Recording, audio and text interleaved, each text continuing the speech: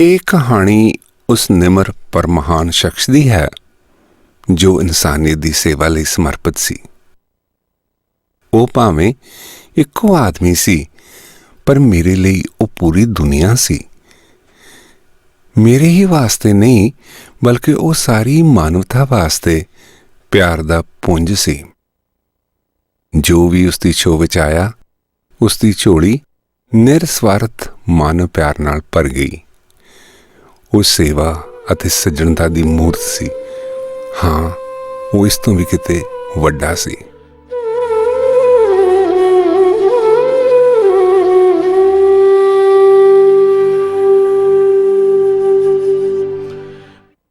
ਜਦੋਂ ਉਹ ਮੇਰੀ ਜ਼ਿੰਦਗੀ ਵਿੱਚ ਆਏ ਤਾਂ ਮੈਂ 4 ਸਾਲਾਂ ਦਾ ਸੀ।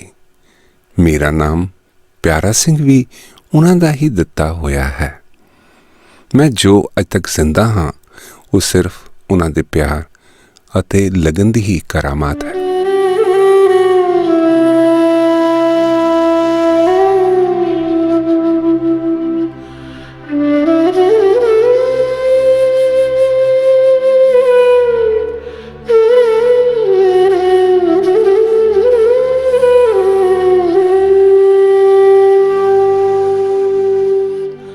ਉਹਨਾਂ ਦੀ ਜ਼ਿੰਦਗੀ ਮੇਰੇ ਵਰਗੇ ਹੋਰਨਾਂ ਹਜ਼ਾਰਾਂ ਲੋਕਾਂ ਨੂੰ ਪਿਆਰ ਅਤੇ ਮਨੁੱਖਤਾ ਦੀ ਛੋਹ ਦੇਣ ਦੇ ਵਿੱਚ ਲੰਘੀ। ਉਹਨਾਂ ਨੇ ਸਾਨੂੰ ਸਮਾਜ ਦੇ ਰਹਿੰਦ ਖੂੰਹਦ ਦੇ ਢੇਰ ਉੱਤੋਂ ਚੁੱਕਿਆ। ਅਸੀਂ ਬਿਮਾਰ, ਵਿਰਵੇ ਅਤੇ ਲਾਚਾਰ ਹਾਂ। ਉਹਨਾਂ ਨੇ ਸਾਡੇ ਸਭਨਾਂ ਵਿੱਚ ਸੱਚੇ ਰੱਬ ਦੀ ਝਲਕ ਵੇਖੀ। ਪਰ ਮੇਰੇ ਵਾਸਤੇ ਤਾਂ ਉਹ ਖੁਦ ਹੀ ਰੱਬ ਸਨ। ਉਹ ਰੂਹਾਨੀ ਤੌਰ ਤੇ ਇੱਕ ਮਹਾਨ ਸ਼ਖਸੀਅਤ ਸਨ।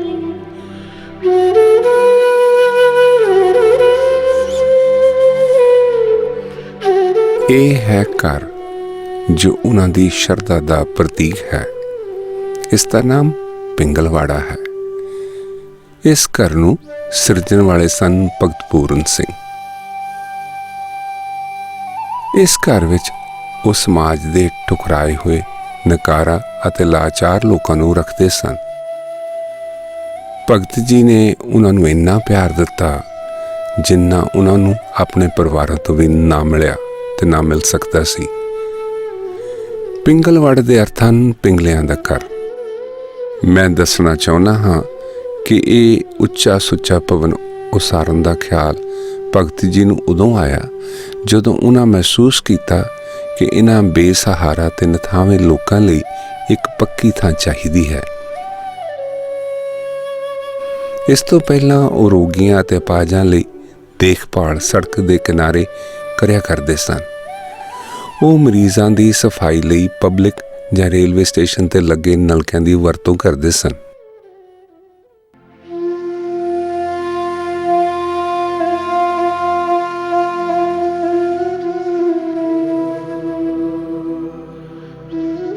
ਭਗਤ ਪੂਰਨ ਸਿੰਘ ਦਾ ਜਨਮ ਪੰਜਾਬ ਦੇ ਪਿੰਡ ਰਾਜੇਵਾਲ ਵਿੱਚ 1904 ਵਿੱਚ ਹੋਇਆ।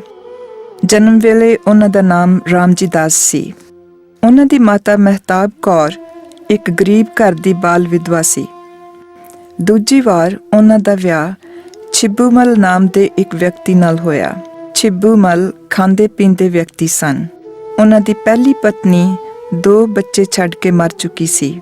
ਸ਼ਾਦੀ ਵੇਲੇ ਛਿੱਬੂਮਲ ਨੇ ਇਹ ਸ਼ਰਤ ਰੱਖੀ ਕਿ ਉਹਨਾਂ ਦੀ ਦੂਜੀ ਪਤਨੀ ਕੋਈ ਬੱਚਾ ਪੈਦਾ ਨਹੀਂ ਕਰੇਗੀ। ਇਸ ਲਈ ਮਹਿਤਾਬ ਕੌਰ ਨੂੰ 3 ਵਾਰ ਗਰਭਪਾਤ ਕਰਵਾਉਣਾ ਪਿਆ। ਅਖੀਰ ਚੌਥੀ ਵਾਰ ਗਰਭਵਤੀ ਹੋਣ ਤੇ ਉਸਨੇ ਆਪਣੇ ਪਤੀ ਕੋਲ ਮਿੰਨਤ ਕੀਤੀ ਕਿ ਉਹ ਇਸ ਬੱਚੇ ਨੂੰ ਜਨਮ ਦੇਣ ਦੇਵੇ। ਉਸਨੇ ਵਾਅਦਾ ਕੀਤਾ ਕਿ ਇਹ ਬੱਚਾ ਆਪਣੇ ਬਾਪ ਦੀ ਜਾਇਦਾਦ ਵਿੱਚੋਂ ਕੋਈ ਹਿੱਸਾ ਨਹੀਂ ਮੰਗੇਗਾ। ਰਾਮਜੀ ਦਾਸ ਦਾ ਜਨਮ ਇੰਜ ਹੋਇਆ।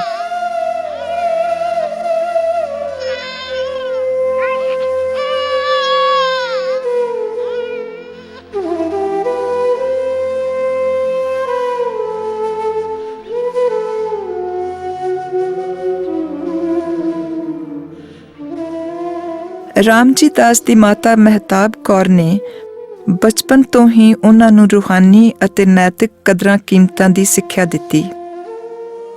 ਉਹ ਭਗਤ ਜੀ ਨੂੰ ਧਾਰਮਿਕ ਅਤੇ ਮਿਥਿਹਾਸਿਕ ਕਹਾਣੀਆਂ ਸੁਣਾਉਂਦੀ।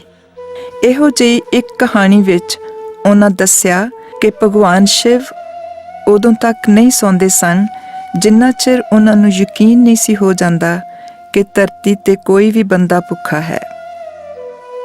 ਇਸ ਦੇ ਨਾਲ ਨਾਲ ਉਹ ਧਰੂ ਭਗਤ, ਰਾਜਾ ਭਰਥਰੀ, ਹਨੂਮਾਨ ਅਤੇ ਭਗਤ ਪ੍ਰਹਲਾਦ ਦੀਆਂ ਕਹਾਣੀਆਂ ਵੀ ਸੁਣਾਇਆ ਕਰਦੀ ਸੀ। ਇਹਨਾਂ ਕਹਾਣੀਆਂ ਨੇ ਉਹਨਾਂ ਦੇ ਮਨ ਤੇ ਗਹਿਰੀ ਛਾਪ ਛੱਡੀ। ਉਹਨਾਂ ਦੀ ਮਾਤਾ ਨੇ ਭਗਤ ਜੀ ਨੂੰ ਸਿੱਖਿਆ ਦਿੱਤੀ ਕਿ ਪਸ਼ੂਆਂ ਨੂੰ ਪਾਣੀ ਪਿਆਉਣਾ, ਦਰਖਤ ਅਤੇ ਬੂਟੇ ਲਾਉਣਾ, ਪੰਛੀਆਂ ਨੂੰ ਚੋਗਾ ਪਾਉਣਾ, ਰਾਹਾਂ ਵਿੱਚੋਂ ਕੰਡੇ ਚੁਗਣੇ, ਪੱਥਰ ਹਟਾਉਣੇ ਨੇਕੀ ਦਾ ਕੰਮ ਹੈ। ਮਾਤਾ ਜੀ ਨੇ ਪਿੰਡ ਰਾਜੇਵਾਲ ਵਿੱਚ ਨਿੰਮ, ਪਿੱਪਲ ਅਤੇ ਬੋਹੜ ਦੀ ਤਰਵੇਣੀ ਉਗਾਈ। ਭਗਤ ਜੀ ਨੇ ਆਪਣੀ ਮਾਤਾ ਤੋਂ ਮਿਲੀ ਸਿੱਖਿਆ ਨੂੰ ਚੰਗੀ ਤਰ੍ਹਾਂ ਮਨ ਵਿੱਚ ਵਸਾਇਆ। ਉਹਨਾਂ ਕੁਦਰਤ ਦੀ ਹਰ ਰਚਨਾ ਨੂੰ ਪਿਆਰ ਤੇ ਸਤਿਕਾਰ ਕਰਨਾ ਸਿੱਖਿਆ। ਉਹ ਬਚਪਨ ਤੋਂ ਹੀ ਹਰ ਧਰਮ ਦਾ ਸਤਿਕਾਰ ਕਰਦੇ ਹੋਏ ਹਰ ਧਰਮ ਅਸਥਾਨ ਤੇ ਨੇਮ ਨਾਲ ਜਾਇਆ ਕਰਦੇ ਸਨ।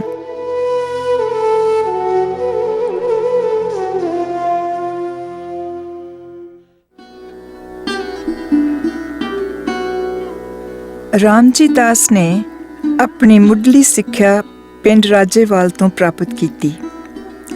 1913 ਵਿੱਚ ਪਏ ਇੱਕ ਅਕਾਲ ਕਰਕੇ ਛਿੱਬੂ ਮੱਲ ਦਾ ਕਾਰੋਬਾਰ ਠੱਪ ਹੋ ਗਿਆ ਅਤੇ ਉਹ ਭਗਤ ਜੀ ਦੀ ਪੜ੍ਹਾਈ ਦੇ ਖਰਚ ਤੋਂ ਨਾ ਕਰ ਗਿਆ।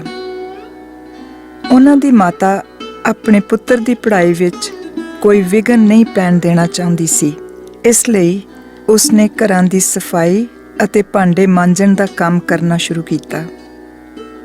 ਇਤਨਾ ਕਰਨ ਦੇ ਬਾਅਦ ਵੀ ਗੁਜ਼ਾਰਾ ਬੜਾ ਮੁਸ਼ਕਿਲ ਸੀ। ਫਿਰ ਵੀ ਉਹਨਾਂ ਭਗਤ ਜੀ ਨੂੰ ਅਗਲੀ ਵਿੱਦਿਆ ਲਈ 1916 ਵਿੱਚ ਖੰਨੇ ਭੇਜ ਦਿੱਤਾ। 1919 ਵਿੱਚ ਉਹਨਾਂ ਦੀ ਮਾਤਾ ਨੇ ਖੰਨੇ ਤੋਂ 300 ਕਿਲੋਮੀਟਰ ਦੂਰ ਮੰਟਗੋਮਰੀ ਵਿੱਚ ਇੱਕ ਡਾਕਟਰ ਦੇ ਘਰ ਕੰਮ ਕਰਨਾ ਪ੍ਰਵਾਨ ਕਰ ਲਿਆ। ਮਾਂ ਪੁੱਤ 5 ਸਾਲ ਤੱਕ ਵੱਖ-ਵੱਖ ਰਹੇ। ਭਗਤ ਜੀ ਭਾਵੇਂ ਪੜ੍ਹਾਈ ਵਿੱਚ ਹੁਸ਼ਿਆਰ ਸਨ, ਪਰ ਆਪਣੀ ਮਾਂ ਤੋਂ ਦੂਰ ਅਤੇ ਇਕੱਲੇਪਨ ਕਰਕੇ ਪੜ੍ਹਾਈ ਵਿੱਚ ਆਪਣਾ ਪੂਰਾ ਮਨ ਨਹੀਂ ਲਾ ਸਕੇ। ਉਹਨਾਂ 1923 ਵਿੱਚ ਸਿੱਖ ਧਰਮ ਅਪਣਾਇਆ। ਉਹ ਸਮਝਦੇ ਸਨ ਕਿ ਸਿੱਖ ਧਰਮ ਉਹਨਾਂ ਦੀ ਵਿਚਾਰਧਾਰਾ ਅਤੇ ਜਿਉਣ ਢੰਗ ਨੂੰ ਵਧੇਰੇ ਪ੍ਰਗਟਾਉਂਦਾ ਹੈ। ਜਦੋਂ ਡਾਕਟਰ ਦੇ ਪਰਿਵਾਰ ਨਾਲ ਉਹਨਾਂ ਦੇ ਮਾਤਾ ਲਾਹੌਰ ਆ ਗਏ ਤਾਂ ਰਾਮਜੀ ਦਾਸ ਵੀ ਲਾਹੌਰ ਆਪਣੀ ਮਾਤਾ ਜੀ ਪਾਸ ਪੁੱਜ ਗਏ। ਮਾਤਾ ਜੀ ਦੇ ਜ਼ੋਰ ਪਾਉਣ ਤੇ ਉਹਨਾਂ ਨੇ ਖਾਲਸਾ ਹਾਈ ਸਕੂਲ ਲਾਹੌਰ ਵਿੱਚ ਦਾਖਲਾ ਲੈ ਲਿਆ। ਇੱਥੇ ਉਹਨਾਂ ਨੂੰ ਰਹਿਣ ਵਾਸਤੇ ਹੋਸਟਲ ਵਿੱਚ ਜਗ੍ਹਾ ਮਿਲ ਗਈ। ਇੱਥੇ ਹੀ ਰਾਮਜੀ ਦਾਸ ਗੁਰਦੁਆਰਾ ਡੇਰਾ ਸਾਹਿਬ, ਜੋ ਸਿੱਖਾਂ ਦੇ 5ਵੇਂ ਗੁਰੂ ਅਰਜਨ ਦੇਵ ਜੀ ਦਾ ਸ਼ਹੀਦੀ ਸਥਾਨ ਹੈ, ਦੇ ਸ਼ਰਧਾਲੂ ਹੋ ਗਏ ਅਤੇ ਸੇਵਾ ਕਰਨ ਲੱਗ ਪਏ। ਉਹ ਆਪਣੇ ਹੋਰਨਾਂ ਰੁਝੇਵਿਆਂ ਤੋਂ ਇਲਾਵਾ ਗੁਰਦੁਆਰੇ ਤੋਂ ਸਹਾਇਤਾ ਲੈਣ ਆਏ ਬਿਰਧਾਂ, ਪਿੰਗਲਿਆਂ, ਲਾਚਾਰਾਂ ਅਤੇ ਬਿਮਾਰਾਂ ਦੀ ਸੇਵਾ ਕਰਨ ਲੱਗ ਪਏ। ਆਪਾ ਭੁਲਾ ਕੇ ਦੂਜਿਆਂ ਦੀ ਸੇਵਾ ਲਈ ਤਤਪਰ ਤੇ ਸਮਰਪਿਤ ਰਹਿਣ ਦੇ ਜਜ਼ਬੇ ਨੂੰ ਵੇਖ ਕੇ ਗੁਰਦੁਆਰਾ ਡੇਰਾ ਸਾਹਿਬ ਦੇ ਹੈੱਡ ਗ੍ਰੰਥੀ ਭਾਈ ਤੇਜਾ ਸਿੰਘ ਨੇ ਰਾਮਜੀ ਦਾਸ ਦਾ ਸਨਮਾਨ ਸੂਚਕ ਨਾਮ ਭਾਈ ਪੂਰਨ ਸਿੰਘ ਰੱਖ ਦਿੱਤਾ, ਇੱਕ ਸੰਪੂਰਨ ਸਿੱਖ।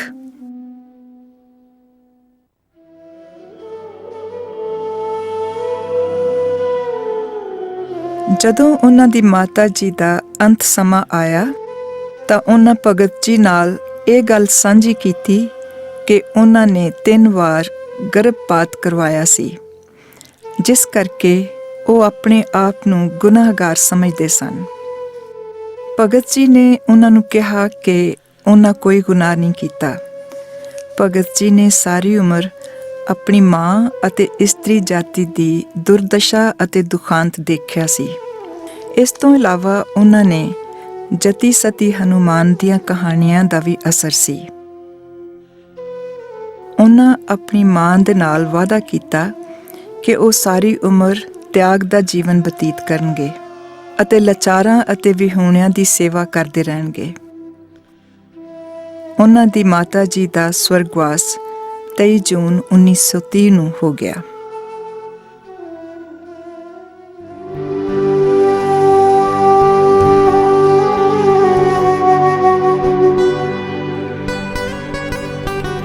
ਮੈਂ ਪਿਆਰਾ ਸਿੰਘ ਆਪ ਜੀ ਨੂੰ ਦੱਸਦਾ ਹਾਂ ਕਿ ਮੈਂ ਇਸ ਮਹਾਨ ਇਨਸਾਨ ਨੂੰ ਕਿਵੇਂ ਮਿਲਿਆ।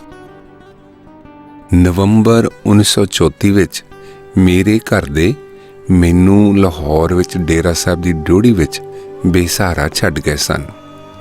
ਮੈਂ 4 ਸਾਲ ਦਾ ਸਾਂ। ਮੈਂ ਗੂੰਗਾ, ਦਿਮਾਗੀ ਤੌਰ 'ਤੇ ਕਮਜ਼ੋਰ ਅਤੇ ਜਿਸਮਾਨੀ ਤੌਰ 'ਤੇ ਕਰੂਪ ਅਤੇ ਵਿਕਰਤ ਸੀ। ਮੇਰੀ ਮਾਂ ਦੀ ਮੌਤ ਤੋਂ ਬਾਅਦ ਸਾਡੇ ਘਰ ਵਿੱਚ ਮੇਰੀ ਦੇਖਭਾਲ ਕਰਨ ਵਾਲਾ ਕੋਈ ਨਹੀਂ ਸੀ, ਸੋ ਮੇਰੇ ਚਾਚੇ ਤਾਏ ਮੈਨੂੰ ਗੁਰਦੁਆਰੇ ਦੀ ਡਿਊਟੀ ਵਿੱਚ ਛੱਡ ਕੇ ਰਾਤ ਦੇ ਹਨੇਰੇ ਵਿੱਚ ਗੁੰਮ ਹੋ ਗਏ। ਹੈੱਡ ਗ੍ਰੰਥੀ ਸਾਹਿਬ ਨੂੰ ਜਦੋਂ ਮੇਰੇ ਉੱਥੇ ਹੋਣ ਦਾ ਪਤਾ ਲੱਗਾ ਤਾਂ ਉਹਨਾਂ ਪੂਰਨ ਸਿੰਘ ਨੂੰ ਮੇਰੀ ਦੇਖਭਾਲ ਕਰਨ ਬਾਰੇ ਪੁੱਛਿਆ। ਪੂਰਨ ਸਿੰਘ ਬਿਨਾਂ ਝਿਜਕ ਮੇਰੀ ਦੇਖਭਾਲ ਕਰਨ ਲੱਗ ਪਏ। ਉਹਨਾਂ ਨੇ ਮੇਰਾ ਨਾਮ ਪਿਆਰਾ ਰੱਖਿਆ, ਜਿਸ ਨੂੰ ਦੇਖ ਕੇ ਪ੍ਰੇਮ ਆਵੇ। ਉਸ ਪਹਿਲੇ ਦਿਨ ਤੋਂ ਹੀ ਅਸੀਂ ਇੱਕਮਿਕ ਹੋ ਗਏ, ਕਦੇ ਨਾ ਵਿਛੜਨ ਵਾਲੇ। ਉਹ ਮੈਨੂੰ ਆਪਣੀ ਪਿੱਠ ਤੇ ਲੈ ਕੇ 14 ਸਾਲ ਘੁੰਮਦੇ ਰਹੇ। ਇਸ ਤਰ੍ਹਾਂ ਕਰਨਾ ਉਹਨਾਂ ਦਾ ਇੱਕ ਬਿੰਬ ਬਣ ਗਿਆ। ਜਿਵੇਂ ਹਰ ਪਿੰਗਲੇ, ਬਿਮਾਰ, ਲਾਚਾਰ ਅਤੇ ਬਜ਼ੁਰਗ ਦਾ ਇਲਾਜ ਉਹਨਾਂ ਆਪਣੇ ਮੋਢਿਆਂ ਉੱਤੇ ਚੁੱਕ ਕੇ ਕਰਵਾਇਆ, ਉਹਨਾਂ ਮੇਰੀ ਸੇਵਾ ਅਹਿਸਾਨ ਵਜੋਂ ਨਹੀਂ ਕੀਤੀ ਤੇ ਨਾ ਹੀ ਮੈਨੂੰ ਇੱਕ ਭਾਰ ਸਮਝਿਆ। ਮੈਂ ਉਹਨਾਂ ਲਈ ਮਮਤਾ ਦਾ ਇੱਕ ਚਿੰਨ੍ਹ ਬਣ ਗਿਆ। ਇਹ ਕੋਈ ਸੌਖਾ ਕੰਮ ਨਹੀਂ ਸੀ, ਕਿਉਂਕਿ ਮੈਂ ਮੁਹਤਾਜ ਸਾਂ। ਮੇਰੇ ਹੱਥ ਪੈਰ ਬੇਜਾਨ ਸਨ ਅਤੇ ਉਹਨਾਂ ਮੈਨੂੰ ਪਿੱਠ ਤੇ ਚੁੱਕਿਆ ਹੁੰਦਾ ਸੀ। ਭਗਤ ਜੀ ਮੈਨੂੰ ਪਿਆਰ ਨਾਲ ਆਪਣੇ ਗਲ ਦਾ ਹਾਰ ਕਹਿੰਦੇ ਸਨ। ਉਹਨਾਂ ਨੂੰ ਇਹ ਪਤਾ ਸੀ ਜਾਂ ਨਹੀਂ, ਪਰ ਮੈਂ ਉਹਨਾਂ ਦਾ ਹਰ ਅੱਖਰ ਸਮਝਦਾ ਸਾਂ। ਭਗਤ ਜੀ ਉੱਚਾ ਸੁੱਚਾ ਨੈਤਿਕ ਜੀਵਨ ਬਤੀਤ ਕਰਦੇ ਸਨ। ਮੇਰੇ ਤੋਂ ਇਲਾਵਾ ਕਈ ਹੋਰਾਂ ਦੀ ਵੀ ਸੇਵਾ ਉਹ ਗੁਰਦੁਆਰਾ ਡੇਰਾ ਸਾਹਿਬ ਵਿੱਚ ਕਰਦੇ ਸਨ। ਇੱਕ ਦਿਨ ਉਹ 2 ਭਰਾਵਾਂ ਨੂੰ ਯਤੀਮਖਾਨੇ ਤੋਂ ਲੈ ਆਏ। ਇੱਕ 4 ਸਾਲ ਦਾ ਅਵਤਾਰ ਸਿੰਘ ਅਤੇ ਦੂਜਾ 6 ਸਾਲ ਦਾ ਸੀ।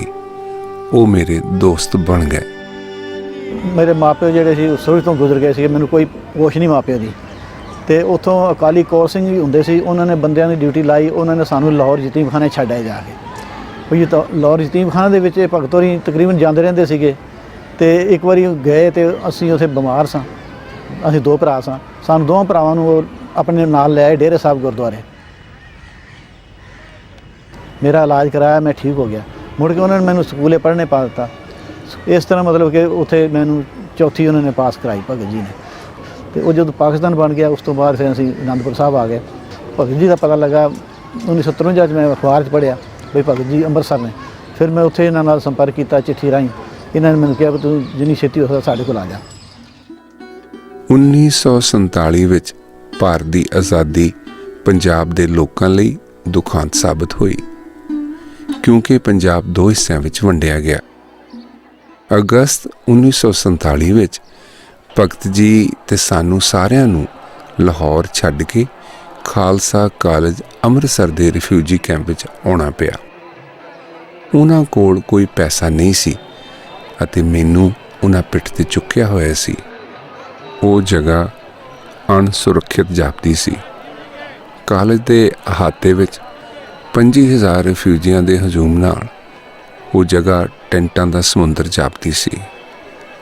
ਉੱਥੇ ਬਹੁਤ ਸਾਰੇ ਬਿਮਾਰ, ਜ਼ਖਮੀ, ਵਿਰਲਾਪ ਕਰਦੀਆਂ ਔਰਤਾਂ, ਯਤੀਮ ਬੱਚੇ, ਵਿਕਲਾਂਗ ਅਤੇ ਪਿੰਗਲੇ ਸਨ। ਉਹ ਕੈਂਪ ਉਦਾਸੀ ਅਤੇ ਦੁੱਖਾਂ ਦਾ ਡੇਰਾ ਲੱਗਦਾ ਸੀ। ਸੋ ਪੂਰਨ ਸਿੰਘ ਨੇ ਉਹ ਸਭ ਕੁਝ ਕਰਨਾ ਸ਼ੁਰੂ ਕਰ ਦਿੱਤਾ ਜੋ ਉਹ ਹਮੇਸ਼ਾ ਤੋਂ ਕਰਦੇ ਆਏ ਸਨ। ਉਸ ਆਪਾ ਤਾਪੀ ਦੇ ਵਿਚਕਾਰ ਉਹਨਾਂ 7 ਪਿੰਗਲੇ ਇਕੱਠੇ ਕੀਤੇ। ਉਹਨਾਂ ਦੀ ਸੇਵਾ, ਸੰਭਾਲ ਅਤੇ ਸਫਾਈ ਦਾ ਕੰਮ ਉਹ ਆਪ ਹੀ ਕਰਨ ਲੱਗੇ। ਜਦੋਂ ਕੈਂਪ ਬੰਦ ਕਰ ਦਿੱਤੇ ਗਏ ਤਾਂ ਭਗਤ ਜੀ ਅਤੇ ਉਹਨਾਂ ਦੇ ਆਸ਼ਰਿਤ ਰੇਲਵੇ ਸਟੇਸ਼ਨ ਦੇ ਨੇੜੇ ਇੱਕ ਵੱਡੇ ਪਿੱਪਲ ਦੇ ਥੱਲੇ ਆ ਗਏ। ਪੌੜੀਆਂ ਦੇ ਥੱਲੇ ਦੀ ਡਾਟ ਨੂੰ ਉਹਨਾਂ ਨੇ ਆਪਣੀ ਛੱਤ ਬਣਾ ਲਿਆ। ਉਹ ਘਰ ਘਰ ਜਾ ਕੇ ਆਪਣੇ ਆਸ਼ਰਿਤਾਂ ਲਈ ਸਹਾਇਤਾ ਇਕੱਠੀ ਕਰਦੇ ਸਨ। ਅਸੀਂ 1947 'ਚ ਆਏ ਹਾਂ ਔਰ ਸਾਡੇ ਵਾਸਤੇ ਇੱਕ ਨਵੀਂ ਦਿਸ਼ਾ ਸੀ ਇਹ ਵੀ ਲਵਾਰਸ ਲੋਕਾਂ ਨੂੰ ਲਿਜਾ ਕੇ ਉਹਨਾਂ ਦਾ ਇਲਾਜ ਕਰਨਾ ਔਰ ਉਹਨਾਂ ਨੂੰ ਸਿਹਤਮੰਦ ਬਣਾਉਣਾ। ਉਹਨਾਂ ਨੇ ਸਮਾਜ ਵਾਸਤੇ ਬੜਾ ਕੰਮ ਕੀਤਾ ਔਰ ਇਹਦਾ ਕੋਈ ਜਵਾਬ ਨਹੀਂ। ਸਰਕਾਰਾਂ ਨੇ ਵੀ ਸਨਮਾਨਿਤ ਕੀਤਾ ਉਹਨਾਂ ਨੂੰ, ਲੇਕਿਨ ਲੋਕ ਬਹੁਤ ਜ਼ਿਆਦਾ ਸਨਮਾਨ ਕਰਦੇ ਉਹਨਾਂ ਦਾ। ਕਦੀ ਸਟੇਸ਼ਨ ਤੋਂ, ਬੱਸ ਸਟੈਂਡ ਤੋਂ, ਕਿਤੋਂ ਵੀ ਜਿੱਥੇ ਵੀ ਕੋਈ ਸਮਝ ਆਉਂਦੀ ਸੀ ਉਹਨਾਂ ਨੂੰ ਵੀ ਇੱਥੇ ਲਾਵਾਰਸ ਕੋਈ ਪੇਸ਼ੈਂਟ ਹੈਗਾ, ਉਹਨੂੰ ਉਹ ਆਪਣੇ ਹੱਥਾਂ 'ਤੇ ਆਪਣੇ ਮੋਢਿਆਂ 'ਤੇ ਚੁੱਕ ਕੇ ਲੈ ਜਾਂਦੇ ਸੀ। ਰੇਲਵੇ ਸਟੇਸ਼ਨ ਉਹਨਾਂ ਵਾਸਤੇ ਇੱਕ ਵਰਦਾਨ ਥਾਂ ਸਾਬਤ ਹੋਈ। ਉੱਥੋਂ ਸ਼ਹਿਰ ਦੇ ਨਾਮਵਰ ਅਤੇ ਰਸੂਖ ਵਾਲੇ ਲੋਕ ਲੰਘਦੇ ਹੋਏ ਉਹਨਾਂ ਦਾ ਕੰਮ ਦੇਖਦੇ ਸਨ। ਇਸ ਨਾਲ ਜਿੱਥੇ ਉਹਨਾਂ ਨੂੰ ਆਪਣੇ ਮਿਸ਼ਨ ਵਿੱਚ ਸਮਰਥਨ ਵਧਣ ਲੱਗਾ, ਬਹੁਤ ਸਾਰੇ ਹੋਰ ਰਿਫਿਊਜੀ, ਯਤੀਮ, ਰੋਗੀ ਅਤੇ ਵਿਹੂਣੇ ਵੀ ਲਗਾਤਾਰ ਆ ਰਹੇ ਸਨ। ਉਹ ਬਹੁਤੀ ਦੇਰ ਤੱਕ ਰੇਲਵੇ ਸਟੇਸ਼ਨ 'ਤੇ ਨਾ ਰਹਿ ਸਕੇ ਤੇ ਆਪਣਾ ਕੈਂਪ ਗੁਰੂ ਤੇਗ ਬਹਾਦਰ ਹਸਪਤਾਲ ਦੇ ਸਾਹਮਣੇ ਬੋਹੜ ਦੇ ਦਰਖਤ ਦੇ ਥੱਲੇ ਲੈ ਗਏ। 1948 ਦੇ ਅਖੀਰ ਵਿੱਚ ਉਹਨਾਂ ਨੂੰ ਆਪਣਾ ਕੈਂਪ ਫੇਰ ਬਦਲਣਾ ਪਿਆ। ਉਹਨਾਂ ਨੂੰ ਸਿਵਲ ਸਰਜਨ ਦੇ ਦਫ਼ਤਰ ਦੇ ਸਾਹਮਣੇ ਇੱਕ ਵਿਹਲਾ ਪਿਆ ਮਕਾਨ ਮਿਲ ਗਿਆ। ਇੱਥੇ ਹੀ ਬੇਸਹਾਰਿਆਂ ਦਾ ਸਹਾਰਾ ਬਣਨ ਤੇ ਉਹਨਾਂ ਦੇ ਉਤਸ਼ਾਹ ਦਾ ਇਮਤਿਹਾਨ ਵੀ ਹੋਇਆ। ਜਦੋਂ ਉਹਨਾਂ ਨੂੰ ਟੀਬੀ ਦੀ ਅਖੀਰਲੀ ਅਵਸਥਾ ਨਾਲ ਬਿਮਾਰ ਆਸ਼ਾ ਰਾਣੀ ਮਿਲੀ, ਉਸ ਦਾ ਇੱਕ 4 ਸਾਲ ਦਾ ਬੱਚਾ ਵੀ ਸੀ, ਜੀਤਾ। ਭਗਤ ਜੀ ਨੇ ਉਸ ਨੂੰ ਹਸਪਤਾਲ ਦਾਖਲ ਕਰਵਾਉਣ ਦੀ ਪੂਰੀ ਕੋਸ਼ਿਸ਼ ਕੀਤੀ, ਪਰ ਕਾਮਯਾਬ ਨਾ ਹੋ ਸਕੇ। ਦੂਸਰਿਆਂ ਨੂੰ ਇਸ ਛੂਤ ਦੀ ਬਿਮਾਰੀ ਤੋਂ ਪਾਸੇ ਰੱਖਣ ਲਈ ਭਗਤ ਜੀ ਨੇ ਆਸ਼ਾ ਰਾਣੀ ਨੂੰ ਮਹਾਰਾਜਾ ਰਣਜੀਤ ਸਿੰਘ ਦਰਵਾਜ਼ੇ ਹੇਠ ਲੈ ਆਂਦਾ। ਉਹਨਾਂ ਦੀ ਅਣਥੱਕ ਸੇਵਾ ਦੇ ਬਾਵਜੂਦ ਕੁਝ ਹਫ਼ਤਿਆਂ ਬਾਅਦ ਆਸ਼ਾ ਰਾਣੀ ਚੱਲ ਵਸੀ ਅਤੇ ਜੀਤਾ ਭਗਤ ਜੀ ਦੇ ਵਿਰਸੇ ਵਿੱਚ ਆ ਗਿਆ। ਭਗਤ ਜੀ ਨੂੰ ਆਪਣਾ ਕੈਂਪ ਕਈ ਥਾਈਂ ਬਦਲਣਾ ਪਿਆ। 1950 ਵਿੱਚ ਉਹ ਇੱਕ ਵਿਹਲੇ ਪਏ ਸਿਨੇਮੇ ਹਾਲ ਵਿੱਚ ਚਲੇ ਗਏ। 1 ਸਾਲ ਬਾਅਦ ਉਹ ਇੱਕ ਵਿਹਲੀ ਪਈ ਮਸਜਿਦ ਵਿੱਚ ਗੰਭੀਰ ਮਰੀਜ਼ਾਂ ਨੂੰ ਲੈ ਜਾਣ ਲੱਗੇ। ਸਿਨੇਮਾ ਹਾਲ ਅਗਲੇ 7 ਸਾਲਾਂ ਲਈ ਉਹਨਾਂ ਦਾ ਹੈੱਡਕੁਆਰਟਰ ਬਣਿਆ ਰਿਹਾ। 1957 ਵਿੱਚ ਕੇਂਦਰ ਸਰਕਾਰ ਦੇ ਪੁਨਰਵਾਸ ਮੰਤਰਾਲੇ ਦੇ ਵਜ਼ੀਰ ਸ਼੍ਰੀ ਮੇਹਰ ਚੰਦ ਖੰਨਾ ਨੇ ਪਿੰਗਲਵਾੜੇ ਲਈ ਇੱਕ ਜ਼ਮੀਨ ਦਾ ਟੁਕੜਾ ਦੇਣਾ ਪ੍ਰਵਾਨ ਕੀਤਾ, ਜਿਸ ਦੀ ਸਿਫਾਰਿਸ਼ ਪੰਜਾਬ ਦੇ ਉਸ ਸਮੇਂ ਦੇ ਮੁੱਖ ਮੰਤਰੀ ਸ਼੍ਰੀ ਗੋਪੀ ਚੰਦ ਭਾਰਗਵ ਨੇ ਕੀਤੀ ਸੀ, ਜੋ ਭਗਤ ਜੀ ਦੇ ਕੰਮ ਤੋਂ ਪ੍ਰਭਾਵਿਤ ਸਨ।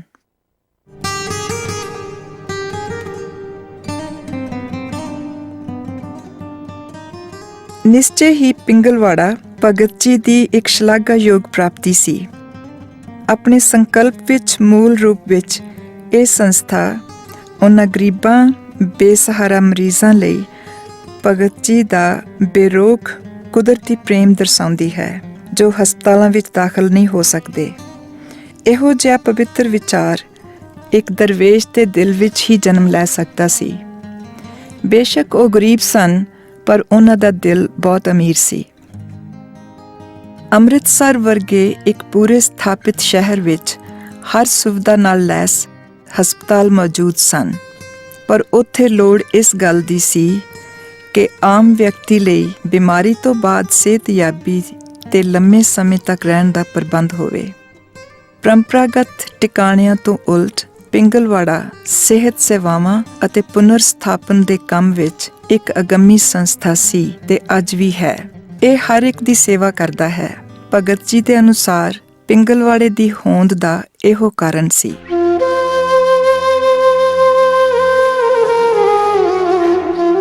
ਪਿੰਗਲਵਾੜਾ ਉਹਨਾਂ ਦਾਨੀ ਸੱਜਣਾ ਲਈ ਇੱਕ ਆਦਰਸ਼ ਨਮੂਨਾ ਹੈ ਜਿਹੜੇ ਲੋਕ ਭਲਾਈ ਲਈ ਹਸਪਤਾਲ ਵਸਾਰਨਾ ਚਾਹੁੰਦੇ ਨੇ। ਆਮ ਆਦਮੀ ਲਈ ਹਸਪਤਾਲ ਕਿਹੋ ਜਿਹਾ ਹੋਵੇ, ਇਸ ਦਾ ਸੰਕਲਪ ਭਗਤ ਜੀ ਦੀ ਦੇਣ ਸੀ।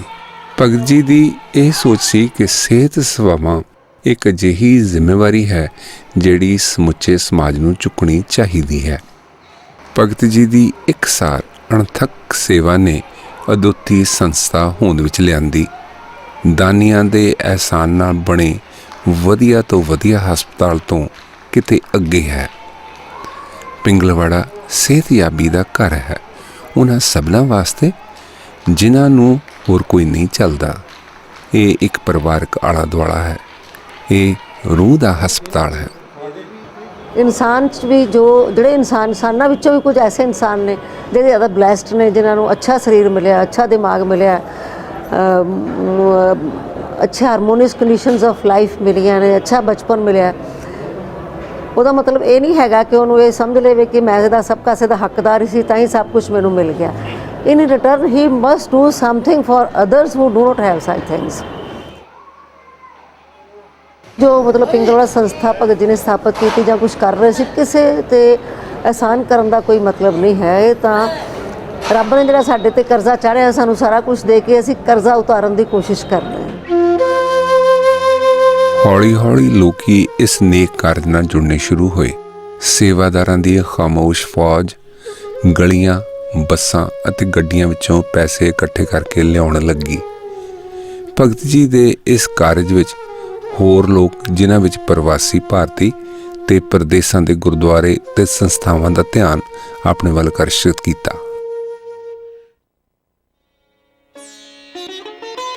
ਮਨੁੱਖਤਾ ਦੀ ਸੇਵਾ ਬਾਰੇ ਭਗਤ ਜੀ ਦੀ ਸੋਚ ਦਾ ਨਜ਼ਰੀਆ ਪਿੰਗਲਵਾੜੇ ਦੀ ਸੰਸਥਾ ਦੇ ਵਿੱਚ ਰੂਪਮਾਨ ਹੈ। ਇੱਕ ਸੜਕ ਦੇ ਕਿਨਾਰੇ ਤੋਂ ਸੇਵਾ ਸ਼ੁਰੂ ਕਰਕੇ ਸਾਰੀਆਂ ਸਹੂਲਤਾਂ ਨਾਲ ਲੈਸ ਪਿੰਗਲਵਾੜਾ ਸੰਸਥਾ ਨੂੰ ਉਹਨਾਂ ਅੰਮ੍ਰਿਤਸਰ, ਸੰਗਰੂਰ, ਚੰਡੀਗੜ੍ਹ, ਗੋਇੰਦਵਾਲ ਸਾਹਿਬ ਅਤੇ ਜਲੰਧਰ ਵਰਗੇ ਸ਼ਹਿਰਾਂ ਤੱਕ ਫੈਲਾਇਆ। ਇਹ ਇੱਕ ਹੈਰਾਨੀਜਨਕ ਪ੍ਰਾਪਤੀ ਹੈ। ਇਹਨਾਂ ਸਭਨਾਂ ਕੇਂਦਰਾਂ ਵਿੱਚ ਯਤੀਮਾਂ, ਵਿਕਲਾਂਗਾਂ, ਬਿਮਾਰਾਂ ਅਤੇ ਮਰਨ ਕਿਨਾਰੇ ਪਹੁੰਚੇ ਮਰੀਜ਼ਾਂ ਦੀ ਲਗਨ ਭਰੀ ਸੇਵਾ ਦਾ ਮਿਸ਼ਨ ਚੱਲ ਰਿਹਾ ਹੈ। ਪਿੰਗਲਵਾੜੇ ਵਿੱਚ ਸਿਰਫ ਇਨਸਾਨਾਂ ਦੀ ਹੀ ਦੇਖਭਾਲ ਨਹੀਂ ਸੀ ਹੁੰਦੀ, ਸਗੋਂ ਭਗਤ ਜੀ ਅਵਾਰਾ ਤੇ ਜ਼ਖਮੀ ਜਾਨਵਰਾਂ ਦਾ ਇਲਾਜ ਕਰਵਾਉਂਦੇ ਅਤੇ ਉਹਨਾਂ ਦੀ ਦੇਖਭਾਲ ਵੀ ਕਰਦੇ। ਉਹ ਸੜਕ ਉੱਤੇ ਮਰੇ ਹੋਏ ਜਾਨਵਰਾਂ ਦਾ ਵੀ ਸਨਮਾਨ ਸਹਿਤ ਸੰਸਕਾਰ ਕਰਿਆ ਕਰਦੇ ਸਨ। ਭਗਤ ਜੀ ਦਾ ਇਹ ਮੰਨਣਾ ਸੀ ਕਿ ਹਰ ਜਾਨਦਾਰ ਸ਼ੈ ਦੀ ਇੱਜ਼ਤਦਾਰ ਮੌਤ ਉਸਦਾ ਜਮਾਂਦਰੂ ਹੱਕ ਹੈ। ਪਿੰਗਲਵਾੜਾ ਸੁਸਾਇਟੀ 6 ਮਾਰਚ 1957 ਨੂੰ ਰਜਿਸਟਰ ਹੋਈ। ਭਗਤ ਜੀ ਨੇ ਸਾਰੇ ਸ਼ਹਿਰ ਵਿੱਚ ਜਗ੍ਹਾ ਜਗ੍ਹਾ ਤੇ ਕਾਲੇ ਰੰਗ ਦੇ ਲੱਕੜ ਦੇ ਦਾਨ ਪਾਤਰ ਲਗਾਏ। ਖੁਦ ਭਗਤ ਜੀ ਹਾਲ ਬਾਜ਼ਾਰ ਦੀ ਮੁੱਖ ਸੜਕ ਤੇ ਘੰਟੀ ਵਜਾ ਕੇ ਪੈਸੇ ਇਕੱਠੇ ਕਰਿਆ ਕਰਦੇ ਸਨ। ਉਹਨਾਂ ਦੀ ਅਣਥੱਕ ਮਿਹਨਤ ਅਤੇ ਬਹੁਤ ਸਾਰੇ ਸੱਜਣਾਂ ਦੇ ਦਾਨ ਨਾਲ ਪਿੰਗਲਵਾੜੇ ਦੀ ਪਹਿਲੀ ਇਮਾਰਤ ਉਸਾਰੀ ਗਈ। ਪਿੰਗਲਵਾੜਾ ਜੋ ਭਗਤ ਜੀ ਰਾਹ ਦੱਸ ਗਏ ਸੀ, ਉਹਦੇ ਅਨੁਸਾਰ ਬੇਸਹਾਰਾ ਬੱਚੇ, ਬੇਸਹਾਰਾ ਬਜ਼ੁਰਗ, ਲੰਗੜੇ ਲੂਲਿਆਂ ਨੂੰ ਜਿੱਥੇ ਦੇਖ ਰਿਹਾ, ਉੱਥੇ ਨਾਲ ਨਾਲ ਪਿੰਗਲਵਾੜਾ ਇਨਵਾਇਰਨਮੈਂਟ 'ਤੇ ਵੀ ਕੰਮ ਕਰ ਰਿਹਾ, ਕਿਉਂਕਿ ਅਸੀਂ ਨਰਸਰੀ ਬਣਾਈ, ਲੋਕਾਂ ਨੂੰ ਪੌਦੇ ਵੰਡਦੇ ਹਾਂ। ਇੱਥੇ ਬਸ ਨਹੀਂ, ਪਿੰਗਲਵਾੜੇ ਨੇ ਆਰਟੀਫਿਸ਼ਲ ਲਿੰਬ ਸੈਂਟਰ ਬਣਾਇਆ ਹੋਇਆ। ਸਾਡੇ ਕੋਲੋਂ 980 ਦੇ ਕਰੀਬ ਮਰੀਜ਼ ਜਿਨ੍ਹਾਂ ਦੀਆਂ ਲੱਤਾਂ ਕੱਟੀਆਂ ਹੋਈਆਂ ਸੀਗੀਆਂ, ਬਾਜੂ ਕੱਟੇ ਹੋਏ ਸੀਗੇ, ਦੋਨਾਂ ਬਾਜੂ ਕੱਟਿਆਂ ਵਾਲਾ ਮਰੀਜ਼ ਵੀ ਸਾਡੇ ਕੋਲ ਜਦੋਂ ਆਇਆ ਔਰ ਉਹ ਆਪਣੇ ਲਿੰਬ ਲਵਾ ਕੇ ਗਿਆ, ਮੋਟਰਸਾਈਕਲ ਚਲਾ ਕੇ ਗਿਆ। ਇਵੇਂ ਹੀ ਸਾਡੇ ਕੋਲ ਫਿਜ਼ੀਓਥੈਰੇਪੀ ਸੈਂਟਰ ਆ। ਇਵੇਂ ਅਸੀਂ ਉਹ ਲੋਕ ਜਿਹੜੇ ਹਸਪੀਟਲ ਦੇ ਵਿੱਚ ਇਲਾਜ ਕਰਾ ਰਹੇ ਆ, ਉਹਨਾਂ ਦਾ ਕੋਈ ਅੰਗ ਟੁੱਟਾ ਹੋਇਆ, ਉਹਨਾਂ ਦੇ ਇਲਾਜ 'ਚ ਵੀ ਅਸੀਂ ਜਿਹੜੀ ਉਹਨਾਂ ਦੀ ਮਦਦ ਕਰ ਰਹੇ ਹਾਂ। ਅਫਸੋਸ ਹੈ ਕਿ ਕਈ ਸਰਦੇ ਪੁੱਜਦੇ ਪਰਿਵਾਰ ਵੀ ਆਪਣੇ ਬਜ਼ੁਰਗਾਂ ਅਤੇ ਵਿਕਲਾਂਗ ਬੱਚਿਆਂ ਨੂੰ ਪਿੰਗਲਵਾੜੇ ਛੱਡ ਜਾਂਦੇ ਹਨ। ਇੱਕ ਬਜ਼ੁਰਗ ਦੇ 5 ਬੱਚੇ, 2 ਮੁੰਡੇ ਤੇ 3 ਕੁੜੀਆਂ ਹਨ। ਤੇ ਤੁਸੀਂ ਗੁਰਦੁਆਰੇ ਸੇਵਾ ਕਰਨ ਲੱਗ ਗਏ? ਹਾਂਜੀ। ਕਿੰਨੇ ਸਾਲ ਰਹੇ ਕੀਰਤਪੁਰ ਗੁਰਦੁਆਰੇ? ਮੈਂ 5 ਸਾਲ ਹੈ। ਉੱਥੇ ਫਿਰ ਗਦਰੰਗ ਹੋ ਗਿਆ? ਹਾਂਜੀ। ਫਿਰ ਇੱਥੇ ਆ ਗਏ ਗੁਰਦੁਆਰੇ ਨੇ, ਇੱਥੇ ਭੇਜਤਾ ਤੁਹਾਨੂੰ ਪਿੰਗਲਵਾੜੇ? ਠੀਕ ਹੈ, ਇੱਥੇ ਪਿੰਗਲਵਾੜੇ ਠੀਕ ਹੈ। ਇੱਥੇ ਠੀਕ ਹੈ ਜੀ, ਲੱਗਿਆ ਇੱਥੇ? ਜਦੋਂ ਸਾਡੇ ਕੋਲ ਆਈ, ਆਪਣਾ ਨਾਮ ਪਤਾ ਨਹੀਂ ਦੱਸ ਸਕਦੀ ਸੀ, ਸਨ 1998 ਵਿੱਚ ਆਈ। ਇਹ ਹਾਲਤ ਬਹੁਤ ਮਾੜੀ ਸੀ, ਇਹਨੂੰ ਆਪਣੀ ਕੋਈ ਸੁੱਧ ਪੁੱਧ ਨਹੀਂ ਸੀ, ਆਪਣੇ ਕੱਪੜੇ ਉਤਾਰ ਦਿੰਦੇ ਸੀ ਆਪਣੇ ਆਪ ਹੀ। ਇਹਨੇ ਦੱਸਿਆ ਕਿ ਮੈਰਿਡ ਆ, ਮੈਂ ਇੱਕ ਬੱਚਾ ਵੀ ਹੈ ਮੇਰਾ, ਤੇ ਮੇਰਾ ਨਾਮ ਅਨਾਪੂਰਨਾ ਹੈ। ਪਰ ਕਿਸ ਹਾਲਤ ਵਿੱਚ ਮੈਂ ਇੱਥੇ ਪਹੁੰਚੀ ਇਹਨੂੰ ਯਾਦ ਨਹੀਂ ਹੈ, ਪਰ ਕਾਫੀ ਠੀਕ ਹੋ ਗਈ। ਫਿਰ ਇਹ ਕੰਮ ਕਰਨ ਲੱਗ ਪਈ, ਵਾਰਡ ਦੇ ਵਿੱਚ ਹੈਲਪ ਕਰਨ ਲੱਗ ਪਈ, ਤੇ ਬੜੀ ਇਹਦੀ ਇੱਛਾ ਹੋਈ ਕਿ ਮੈਂ ਵਾਪਸ ਜਾਣਾ। ਬਟ ਕਿਉਂਕਿ HIV ਪੋਜ਼ਿਟਿਵ ਸੀ, ਇਸ ਕਰਕੇ ਅਸੀਂ ਨਹੀਂ ਚਾਹੁੰਦੇ ਸੀ ਕਿ ਮੁੜ ਕੇ ਆਪਣੇ ਹਸਬੈਂਡ ਕੋਲ ਜਾਵੇ, ਸੋ ਦੈਟ ਕਿ ਬਿਮਾਰੀ ਨਾ ਫੈਲੇ। ਪਰ ਇਹਨੂੰ ਕਾਉਂਸਲਿੰਗ ਕਰਕੇ ਸਮਝਾਇਆ ਗਿਆ। ਫਿਰ ਇਹਨੇ ਕਿਹਾ ਵੀ ਮੈਂ ਚਲੀ ਜਾਵਾਂਗੀ, ਮੇਰਾ ਬੱਚੇ ਕੋਲ ਮੈਨੂੰ ਭੇਜ ਦਿਓ। ਤੇ ਮੈਂ ਸਮਝ ਗਈ ਹਾਂ ਵੀ ਇਹ ਬਿਮਾਰੀ ਇਸ ਤਰ੍ਹਾਂ ਫੈਲਦੀ ਹੈ, ਤੇ ਮੈਂ ਇਹੋ ਜਿਹਾ ਕੋਈ ਰਿਲੇਸ਼ਨ ਨਹੀਂ ਰੱਖਾਂਗੀ। ਆਪਣੇ ਹਸਬੈਂਡ ਨੂੰ, ਆਪਣੇ ਪਰਿਵਾਰ ਨੂੰ, ਆਪਣੇ ਬੱਚੇ ਨੂੰ ਸਭ ਕੁਝ ਵੇਖਿਆ ਸੀ। ਉਹਨੇ ਫਿਰ ਸੈਕੰਡ ਮੈਰਿਜ ਕੀਤੀ ਸੀ, ਫਿਰ ਵੀ ਉਹ ਕਹਿੰਦਾ ਮੈਂ ਦੋਨੋਂ ਨੇ ਰੱਖ ਸਕਦੀ ਆ। 2 ਮਹੀਨਾ ਰੱਖ ਲਿਆ ਸੀ।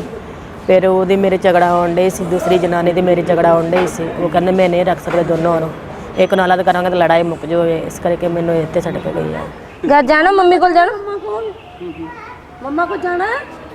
ਅਸੀਂ 4 ਵਿਅਕਤੀ ਯਾਤਰਾ ਦੇ ਬਾਬਾ ਬਾਲਕ ਨਾਥ ਅਤੇ ਚਿੰਤਪੁਰਨੀ ਯਾਤਰਾ ਤੇ ਗਏ ਸੀ। ਉੱਥੇ ਸਾਨੂੰ ਪੀਰ ਨਿਗਾਹ ਜਗ੍ਹਾ ਤੇ ਇੱਕ ਲਵਾਰਿਸ ਲੜਕੀ, ਜਿਸ ਦਾ ਉਮਰ ਲਗਭਗ 2.5 ਸਾਲ ਹੈ, ਮਿਲੀ ਹੈ, ਜੋ ਕਿ ਆਪਣੇ ਹੀ ਬਾਰੇ ਕੁਝ ਨਹੀਂ ਦੱਸਦੀ। ਮਨਤ ਭੂਈ ਕੋ ਜਾਣਾ, ਚਾਚੇ को जाना, चाचे को।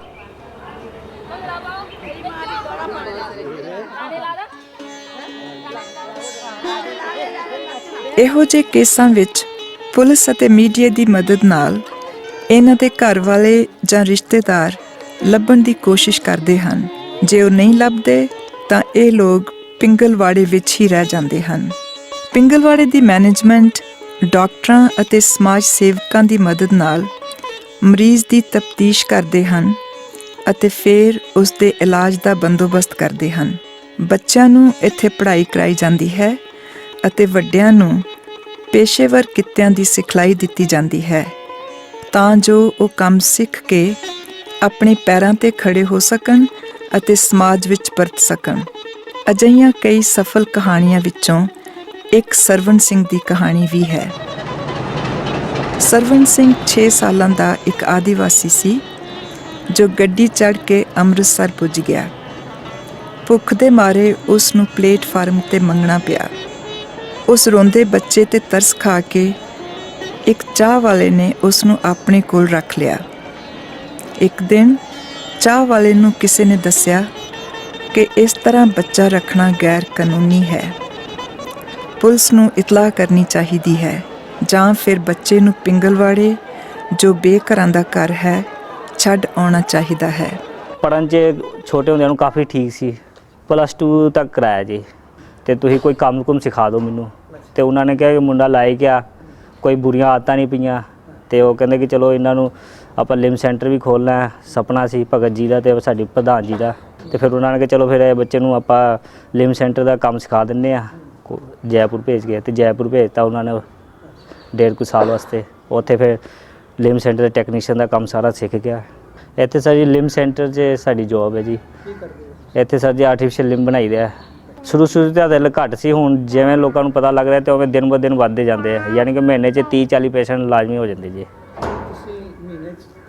ਭਗਤ ਜੀ ਬੱਚਿਆਂ ਨਾਲ ਬਹੁਤ ਪਿਆਰ ਕਰਦੇ ਸੀ। ਜਿਵੇਂ ਉਹ ਜਾਂਦੇ ਸੀ ਦਰਬਾਰ ਸਾਹਿਬ ਤੋਂ ਸ਼ਾਮ ਨੂੰ ਆਣੇ ਸੀ ਤੇ ਜਿੰਨੇ ਵੀ ਸਾਰੇ ਬੱਚੇ ਗਏ ਸਾਰੇ ਉਡੀਕ ਕਰਦੇ ਹੁੰਦੇ ਸੀ ਭਗਤ ਜੀ ਆਣਗੇ, ਕੋਈ ਨਾ ਕੋਈ ਚੀਜ਼ ਲੈ ਕੇ ਆਉਂਦੇ। ਉਹ ਖਾਲੀ ਹੱਥ ਕਦੀ ਵੀ ਨਹੀਂ ਆਉਂਦੇ ਸੀ, ਕੁਛ ਨਾ ਕੁਛ ਜ਼ਰੂਰ ਲੈ ਕੇ ਆਉਂਦੇ ਸੀ ਬੱਚਿਆਂ ਵਾਸਤੇ।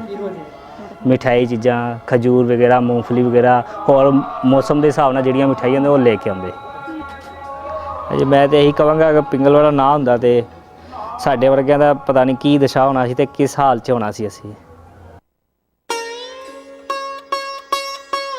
ਭਗਤ ਜੀ ਕਿਤਾਬਾਂ ਅਤੇ ਅਖਬਾਰਾਂ ਵਿੱਚੋਂ ਚੋਣਵੇਂ ਅਤੇ ਉਸਾਰੂ ਖਿਆਲਾਂ ਦੀ ਊਰਜਾ ਨਾਲ ਹਮੇਸ਼ਾ ਭਰੇ ਹੋਏ ਹੁੰਦੇ ਸਨ। ਉਹਨਾਂ ਕੋਲ ਹਰ ਇੱਕ ਪ੍ਰਾਣੀ ਲਈ ਸਮਾਜਿਕ ਤੌਰ 'ਤੇ ਢੁਕਵੀਂ ਸਲਾਹ ਹੁੰਦੀ ਸੀ। ਉਹ ਦਿਆਲ ਸਿੰਘ ਲਾਇਬ੍ਰੇਰੀ ਲਾਹੌਰ ਵਿੱਚ ਅਕਸਰ ਜਾਇਆ ਕਰਦੇ ਸਨ। ਭਗਤ ਜੀ ਨੂੰ ਅਖਬਾਰਾਂ ਪੜ੍ਹਨ ਦਾ ਹੀ ਸ਼ੌਕ ਨਹੀਂ ਸੀ, ਸਗੋਂ ਉਹ ਖਬਰਾਂ ਦੇ ਪਿਛੋਕੜ ਨੂੰ ਜਾਣਨ ਵਿੱਚ ਡੂੰਘੀ ਦਿਲਚਸਪੀ ਲੈਂਦੇ ਸਨ। ਉਹ ਹਰ ਖਬਰ ਦੀ ਤਹਿ ਤੱਕ ਪਹੁੰਚਣਾ ਚਾਹੁੰਦੇ ਸਨ। ਉਹਨਾਂ ਨੂੰ ਲੋਕ ਪੜ੍ਹਿਆ ਲਿਖਿਆ ਮੰਗਤਾ ਵੀ ਕਹਿੰਦੇ ਸਨ। ਭਗਤ ਜੀ ਪੜ੍ਹਨ ਦੀ ਭੁੱਖ ਵਾਲੇ ਬਹੁਮੁਖੀ ਸ਼ਖਸੀਅਤ ਸਨ। ਉਹ ਮਹਾਨ ਸ਼ਖਸੀਅਤਾਂ ਦਾ ਸੁਨੇਹਾ ਲੋਕਾਂ ਵਿੱਚ ਫੈਲਾਉਣ ਲਈ ਉਤਸੁਕ ਹੁੰਦੇ ਸਨ। ਭਗਤ ਜੀ ਨੂੰ ਮਹਾਨ ਸ਼ਖਸੀਅਤਾਂ ਦੀਆਂ ਜੀਵਨੀਆਂ ਪੜ੍ਹਨ ਦਾ ਸ਼ੌਕ ਸੀ, ਜਿਵੇਂ ਟੈਗੋਰ ਅਤੇ ਐਮਰਸਨ। ਉਹਨਾਂ ਨੇ ਕਿਤਾਬਾਂ ਤੇ ਪੈਂਫਲੇਟਾਂ ਦਾ ਪ੍ਰਕਾਸ਼ਨ ਰੀਸਾਈਕਲ ਕਾਗਜ਼ ਤੇ ਸ਼ੁਰੂ ਕੀਤਾ ਅਤੇ ਲੋਕਾਂ ਵਿੱਚ ਮੁਫਤ ਵੰਡਿਆ। ਮਣਾ ਮੂੰਹੀ ਜੋ ਲਿਟਰੇਚਰ ਹੈ ਉਹ ਜਨਤਾ ਦਿੱਤਾ ਫ੍ਰੀ ਆਫ ਕਾਸਟ। ਏਡੀ ਵੱਡੀ ਕੁਰਬਾਨੀ ਜਿਹੜੀ ਆ ਇਹ ਸ਼ਾਇਦ ਕੋਈ ਵੱਡੀ ਤੋਂ ਵੱਡੀ ਸੰਸਥਾ ਨਹੀਂ ਕਰ ਸਕਦੀ, ਜਿਹੜੀ ਭਗਤ ਜੀ ਕਰਦੇ ਸੀ ਔਰ ਲੋਕਾਂ ਨੂੰ ਪ੍ਰੇਰਦੇ ਸੀ ਕਿ ਤੁਸੀਂ ਇਹਨੂੰ ਪੜ੍ਹੋ। ਔਰ ਜਿਹੜੀਆਂ ਉਹਨਾਂ ਦੀਆਂ ਲਿਖਤਾਂ ਹੁੰਦੀਆਂ ਸੀ ਉਹ ਇੰਨੀਆਂ ਭਾਵਪੂਰਤ ਹੁੰਦੀਆਂ ਸੀ ਔਰ ਇੰਨੀਆਂ ਨੌਲੇਜੇਬਲ ਹੁੰਦੀਆਂ ਸੀ ਕਿ ਸਾਰੇ ਜਿੰਨੇ ਬਾਹਰਲੇ ਰਾਈਟਰਸ ਨੇ ਉਹਨਾਂ ਨੂੰ ਕੋਟ ਕੀਤਾ ਹੁੰਦਾ ਸੀ। ਇਹਦਾ ਮਤਲਬ ਭਗਤ ਜੀ ਆਪ ਵੀ ਬੜਾ ਪੜ੍ਹਦੇ ਸਨ, ਇੰਨਾ ਪੜ੍ਹਦੇ ਸਨ ਕਿ ਉਹਨਾਂ ਨੂੰ ਅੰਗਰੇਜ਼ੀ ਦੇ ਵਿੱਚ ਮੁਹਾਰਤ ਸੀ। ਔਰ ਜਿੰਨੇ ਲਿਟਰੇਰੀ ਫਿਗਰਸ ਨੇ ਦੁਨੀਆ ਦੀਆਂ ਉਹਨਾਂ ਨੂੰ ਉਹ ਚੰਗੀ ਤਰ੍ਹਾਂ ਜਾਣਦੇ ਸੀ, ਉਹਨਾਂ ਦਾ ਲਿਟਰੇਚਰ ਉਹਨਾਂ ਨੇ ਪੜ੍ਹਿਆ ਹੁੰਦਾ ਸੀ। ਪ੍ਰਿੰਟ ਪ੍ਰੈਸ ਦਾ ਮੇਨ ਮਕਸਦ ਸੀ ਲੋਕਾਂ ਤੱਕ ਪ੍ਰਚਾਰ ਕਰਕੇ ਲੋਕਾਂ ਨੂੰ ਪ੍ਰੋਬਲਮਾਂ ਸਮੱਸਿਆਵਾਂ ਦਾ ਸੁਨੇਹਾ ਦੇਣਾ। ਔਰ ਉਹ ਚਾਹੁੰਦੇ ਸੀ ਕਿ ਵੱਧ ਤੋਂ ਵੱਧ ਲੋਕਾਂ ਨੂੰ ਐਜੂਕੇਸ਼ਨ, ਜਿਹੜੀ ਮੇਰੇ 'ਚ ਭੁੱਖ ਹੈਗੀ ਹੈ, ਜਗਿਆਸਾ, ਕਿਉਰਿਓਸਿਟੀ ਹੈਗੀ ਹਰ ਚੀਜ਼ ਨੂੰ ਜਾਣਨ ਦੀ, ਉਹ ਹਰੇਕ ਬੰਦੇ ਦੇ ਵਿੱਚ ਗਰੀਬ 'ਚ ਹੁੰਦੀ, ਪਰ ਗਰੀਬ ਪੜ੍ਹ ਨਹੀਂ ਸਕਦਾ। ਉਹ ਕਹਿੰਦੇ ਇਹ ਯੂਨੀਵਰਸਿਟੀ ਹੈ, ਇੱਥੇ ਪੜ੍ਹੋ। ਉਹ ਅਸੀਂ ਕਿਤਾਬਾਂ ਜਿਹੜੀਆਂ ਭਗਤ ਜੀ ਛਾਪਦੇ ਸੀ, ਹਰ ਬੰਦੇ ਨੂੰ ਘਰ ਘਰ ਪਹੁੰਚਾਉਣ ਦਾ ਮਤਲਬ ਇਹੀ ਉਹਨੂੰ ਦੱਸਿਆ ਜਾਏ, ਉਹਦੇ ਮੀਨਿੰਗ ਕਰਕੇ ਵੀ ਹਰ ਚੀਜ਼ ਨਾਲ ਉਹਨੂੰ ਪਤਾ ਲੱਗੇ ਕਿ ਅਸਲੀ ਕੀ ਆ। ਕਿਤਾਬੀ ਪੜ੍ਹਾਈ ਨੂੰ ਉਹ ਮੰਨਦੇ ਨਹੀਂ ਸੀ। ਕਿਤਾਬਾਂ ਛਾਪਦੇ ਆ ਜੀ, ਸਾਡੇ 10,000 20,000 5,000 ਅਲੱਗ ਕਿਤਾਬ 'ਚ ਛਪ ਰਹੇ ਨੇ। ਮੋਟੀਆਂ ਕਿਤਾਬਾਂ ਵੀ ਛਪ ਰਹੀਆਂ, 250 ਪੇਜ 300 ਪੇਜ 500 ਪੇਜ ਤੇ 40 50 ਪੇਜ ਦੀਆਂ ਕਾਫੀ ਕਿਤਾਬਾਂ ਛਪ ਰਹੀਆਂ। ਔਰ ਇਹ ਆ ਕਿ ਸਾਰੀਆਂ ਮੁਫਤ ਦਿੱਤੀਆਂ ਜਾਂਦੀਆਂ। ਵਿਜ਼ਨ ਤਾਂ ਭਗਤ ਪੂਰਨ ਸਿੰਘ ਦੇ ਹੀ ਸੀ ਕਿ ਜਿਹੜੀ ਅਕਾਲ ਪੁਰਖ ਨੇ ਸ੍ਰਿਸ਼ਟੀ ਸਾਜੀ ਹੈ, ਇਹਦੇ ਵਿੱਚ ਭਾਵੇਂ ਬਨਸਪਤੀ ਹੈ, ਭਾਵੇਂ ਜੀਵ ਜੰਤੂ ਹੈ, ਔਰ ਸਾਰੇ ਇੱਕ ਦੂਸਰੇ ਦੇ ਨਾਲ ਜੁੜੇ ਹੋਏ ਆ ਔਰ ਸਾਰੇ ਕਿਸੇ ਨਾ ਕਿਸੇ ਪੋਜ਼ਿਟਿਵ ਵਰਕ ਵਾਸਤੇ ਅਕਾਲ ਪੁਰਖ ਨੇ ਸਾਜੇ। ਇਸ ਕਰਕੇ ਸਾਰਿਆਂ ਨਾਲ ਪਿਆਰ ਕਰਨਾ, ਸਾਰਿਆਂ ਦੀ ਰੱਖਿਆ ਕਰਨਾ ਇਨਸਾਨ ਦਾ ਫਰਜ਼ ਹੈਗਾ। ਭਗਤ ਜੀ ਜਿੱਥੇ ਮਰੀਜ਼ਾਂ ਨੂੰ ਸੰਭਾਲਦੇ ਸੀ, ਨਾਲ ਨਾਲ ਉਹਨਾਂ ਨੂੰ এনवायरमेंट ਦੀ ਬਹੁਤ ਚਿੰਤਾ ਸੀ। ਉਹ ਸਮਝਦੇ ਸੀ ਕਿ ਜੇ ਇਸੇ ਤਰ੍ਹਾਂ ਹੀ ਸਾਰਾ ਪ੍ਰਦੂਸ਼ਣ ਵੱਧਦਾ ਗਿਆ, ਪਾਣੀ ਜਿਹੜਾ ਆ ਉਹ ਡਾਊਨ ਚਲੇ ਗਿਆ ਧਰਤੀ ਦਾ, ਔਰ ਗਲੇਸ਼ੀਅਰ ਜਿਹੜੇ ਆ ਇਹ ਡਾਊਨ ਆ ਰਿਹਾ, ਸਮੁੰਦਰ ਦਾ ਤਲ ਉੱਪਰ ਜਾ ਰਿਹਾ, ਕਿੰਨੇ ਵਹੀਕਲ, ਕਿੰਨੇ ਥਰਮਲ ਪਲਾਂਟ ਜਿਹੜੇ ਆ ਉਹ ਹੋਂਦ ਵਿੱਚ ਆ ਗਏ, ਕਿੰਨੀਆਂ ਨਵੀਆਂ ਬਿਲਡਿੰਗਾਂ ਬਣ ਗਈਆਂ। ਔਰ ਮਨੁੱਖ ਦੇ ਸਾਹ ਲੈਣ ਵਾਸਤੇ, ਜਿਵੇਂ ਤੁਸੀਂ ਵੀ ਜਾਣਦੇ ਹੋ ਕਿ ਧਰਤੀ ਦਾ ਤੀਸਰਾ ਹਿੱਸਾ 33% ਦਰਖਤ ਜਿਹੜੇ ਸੀ ਹੋਣੇ ਚਾਹੀਦੇ, ਇਸ ਵੇਲੇ 5.6% ਦਰਖਤ ਜਿਹੜੇ ਆ ਉਹ ਰਹਿ ਗਏ ਆ। ਪਵਨ ਗੁਰੂ ਪਾਣੀ ਪਿਤਾ ਮਾਤਾ ਧਰਤ ਮਹੱਤ ਦੇ ਸਿਧਾਂਤ ਅਨੁਸਾਰ ਇਸ ਵੇਲੇ ਸਾਡਾ ਪਾਣੀ ਵੀ ਪ੍ਰਦੂਸ਼ਿਤ ਆ, ਸਾਡੀ ਹਵਾ ਵੀ ਪ੍ਰਦੂਸ਼ਿਤ ਆ, ਔਰ ਸਾਡੀ ਜਿਹੜੀ ਫੂਡ ਆ ਉਹ ਵੀ ਪ੍ਰਦੂਸ਼ਿਤ ਆ। ਭਗਤ ਜੀ ਨੇ ਇਹ ਭਵਿੱਖਬਾਣੀ ਵੀ ਕੀਤੀ ਹੈ ਕਿ 2025 ਤੋਂ ਬਾਅਦ ਹਿੰਦੁਸਤਾਨ ਦੀ ਆਬਾਦੀ ਵਧਣ ਦੀ ਬਜਾਏ ਘਟਣੀ ਸ਼ੁਰੂ ਹੋ ਜਾਵੇਗੀ, ਕਿਉਂਕਿ ਵਧੇਰੇ ਲੋਕ ਟੀਬੀ, ਕੈਂਸਰ ਅਤੇ ਦਮੇ ਦੇ ਰੋਗਾਂ ਨਾਲ ਮਰਨਗੇ ਅਤੇ ਜਿਹੜੇ ਬੱਚੇ ਪੈਦਾ ਹੋਣਗੇ ਉਹ ਵਿਕਲਾਂਗ ਪੈਦਾ ਹੋਣਗੇ। ਭਗਤ ਜੀ ਨੇ ਜੋ 40-50 ਸਾਲ ਪਹਿਲਾਂ ਕਿਹਾ ਉਹ ਅੱਜ ਸਾਨੂੰ ਪ੍ਰਤੱਖ ਨਜ਼ਰ ਆ ਰਿਹਾ ਹੈ। ਅਸੀਂ ਭਗਤ ਜੀ ਦਾ ਸੁਨੇਹਾ ਲੋਕਾਂ ਤੱਕ ਪਹੁੰਚਾ ਰਹੇ ਹਾਂ। ਅਸੀਂ 1 ਲੱਖ ਦਰਖਤਾਂ ਦੀ ਪੌਦ ਤਿਆਰ ਕਰਦੇ ਹਾਂ, ਜਿਸ ਵਿੱਚੋਂ 20,000 ਪੌਦੇ 5 ਜੁਲਾਈ ਤੋਂ 5 ਸਤੰਬਰ ਦੇ ਦਰਮਿਆਨ ਅਸੀਂ ਖੁਦ ਲਗਾਉਂਦੇ ਹਾਂ। ਹੁਣੇ ਅਸੀਂ ਇੱਕ ਨੈਚੁਰਲ ਫਾਰਮਿੰਗ ਦਾ ਕੰਮ ਸ਼ੁਰੂ ਕੀਤਾ, ਜਿਹਦੇ ਵਿੱਚ ਅਸੀਂ ਬਿਲਕੁਲ ਫਰਟੀਲਾਈਜ਼ਰ ਔਰ ਕੀੜੇਮਾਰ ਦਵਾਈਆਂ ਜਿਹੜੀਆਂ ਉਹਨਾਂ ਨੂੰ ਅਸੀਂ ਨਹੀਂ ਵਰਤਦੇ, ਔਰ ਅਸੀਂ ਇੱਕ ਆਪਣੇ ਫਾਰਮ ਦੇ ਉੱਤੇ ਡੈਮੋਨਸਟ੍ਰੇਸ਼ਨ ਦੇ ਤੌਰ ਤੇ ਲੋਕਾਂ ਨੂੰ ਲਿਜਾ ਕੇ ਆਪਣੀ ਖੇਤੀ ਦਿਖਾਉਂਦੇ ਆ ਕਿ ਤੁਸੀਂ ਸਾਡੇ ਕੋਲ ਆਓ, ਨੈਚੁਰਲ ਫਾਰਮਿੰਗ ਕਰੋ। ਸਾਡੇ ਪਾਸ ਡੇਅਰੀ ਫਾਰਮ ਵੀ ਹੈ, ਜਿੱਥੋਂ ਦੁੱਧ ਪਿੰਗਲਵਾੜੇ ਦੇ ਮਰੀਜ਼ਾਂ ਲਈ ਵਰਤਿਆ ਜਾਂਦਾ ਹੈ। सिख धर्म के असूलों के चलते सेवा के नाम जुट गए और सेवा के उन लोगों ने जिन्होंने अपराध किया जा सकता है, दुखी रोगी, जिन्होंने उन्होंने खानदान के लोग भी ग्रहण करने में तैयार है। तो सारा एक फर्ज हो जाता है कि सेवा भाव में जुट के पिंगलवाड़ा के महान संस्था के कमाई और भी ਇਹ ਰਾਹ ਬੜਾ ਕਠਿਨ ਅਤੇ ਦੁਖਦਾਈ ਸੀ। ਭਗਤ ਜੀ ਇਕੱਲੇ ਹੀ ਔਖੇ ਕਾਰਜ ਵਿੱਚ ਜੁਟੇ ਰਹਿੰਦੇ, ਨਾ ਦੇਖਦੇ ਦਿਨ ਨਾ ਰਾਤ। ਗਰਮੀ ਜਾਂ ਸਰਦੀ, ਮੀਂਹ ਨਾ ਝੱਖੜ, ਨਾ ਔਕੜਾਂ, ਨਾ ਕਿਸੇ ਦੇ ਬੋਲ ਕਬੋਲ ਦੀ ਪਰਵਾਹ। ਜਦੋਂ ਅਜਿਹੇ ਅਭਾਗੇ ਲੋਕ ਮਰਨ ਕੰਢੇ ਹੁੰਦੇ, ਛੂਤ ਦੇ ਰੋਗਾਂ ਦਾ ਸ਼ਿਕਾਰ, ਮੈਲੇ ਕੁਚੈਲੇ ਰਿਸ਼ਤੇ ਜ਼ਖਮਾਂ ਵਿੱਚ ਗ੍ਰਸਤ ਹੋਏ ਦੁਖੀ ਤੇ ਬੇਸਹਾਰਾ ਪੀੜਤ ਲੋਕਾਂ ਨੂੰ ਪਿੰਗਲਵਾੜੇ ਲਿਆਉਣ ਲਈ ਉਸ ਕੋਲ ਪਹੁੰਚ ਜਾਂਦੇ। ਇਹ ਕਠਨ, ਦੁਖਦਾਈ ਅਤੇ ਨਾਸ਼ੁਕਰਾ ਕੰਮ ਸੀ।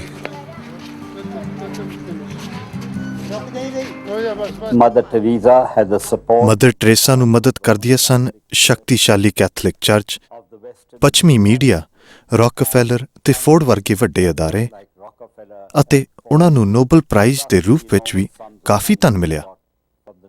ਭਗਤ ਪੂਰਨ ਸਿੰਘ ਕੋਲ ਉਹਕਾ ਕੁਝ ਨਹੀਂ ਸੀ।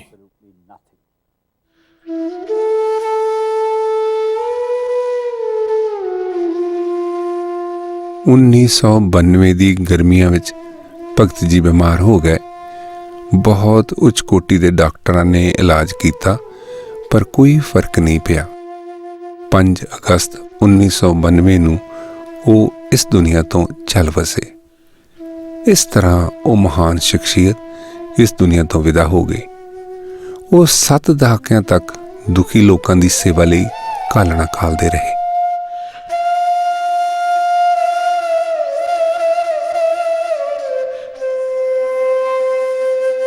ਭਗਤ ਜੀ ਨੂੰ ਪਦਮ ਸ਼੍ਰੀ, ਲੋਕ ਰਤਨ ਵਰਗੇ ਰਾਸ਼ਟਰੀ ਅਤੇ ਪੰਜਾਬ ਸਰਕਾਰ ਵੱਲੋਂ ਭਾਈ ਕਨਈਆ ਜੀ ਅਵਾਰਡ ਨਾਲ ਨਿਵਾਜਿਆ ਗਿਆ, ਪਰ ਉਹਨਾਂ ਨੇ ਆਪਣੇ ਜੀਵਨ ਕਾਲ ਦੌਰਾਨ ਕਦੇ ਲੋਕ ਪ੍ਰਸ਼ੰਸਾ ਵੱਲ ਧਿਆਨ ਹੀ ਨਹੀਂ ਦਿੱਤਾ ਸੀ। ਅੰਮ੍ਰਿਤਸਰ ਦਰਬਾਰ ਸਾਹਿਬ ਤੇ 1984 ਵਿੱਚ ਹੋਈ ਫੌਜੀ ਕਾਰਵਾਈ ਦੇ ਵਿਰੋਧ ਵਿੱਚ ਉਹਨਾਂ ਸਗੋਂ ਆਪਣਾ ਪਦਮ ਸ਼੍ਰੀ ਅਵਾਰਡ ਸਰਕਾਰ ਨੂੰ ਵਾਪਸ ਮੋੜ ਦਿੱਤਾ।